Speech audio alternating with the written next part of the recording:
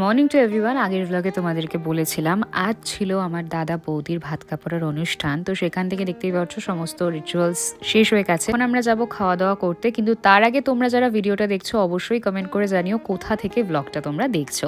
তো এখানে আমি সমস্ত মাসি মেশো সবাইকে নিয়ে ফটো তুলছিলাম। আমি এসে দেখি রাতের খাবারের প্রিপারেশন কিন্তু স্টার্ট হয়ে গেছে। এখানে অনেক কিছুই দেখতে পাচ্ছি যেগুলো আমি এখন বুঝতে পারছি না অ্যাকচুয়াল মেনুটা কি হতে চলেছে। তো যাই হোক, দুপুরের আমাদের মেনু কি সেটা তোমাদেরকে দেখিয়ে দিই। এখানে রয়েছে কাতলা কালিয়া, সাদা ভাত দিয়ে এরকম কাতলা কালিয়া খেতে কারা কারা ভালোবাসো অবশ্যই জানিও। সাদা ভাত ছিল, তার সঙ্গে ছিল ডাল মটরশুঁটি দিয়ে, তার সঙ্গে ছিল ঝুড়ো আলু ভাজা। এই সবজিটাকে কি বলে অবশ্যই জানিও। মাছের মাথা দিয়ে ছিল, পুঁই শাক আই গেস ছিল এটা।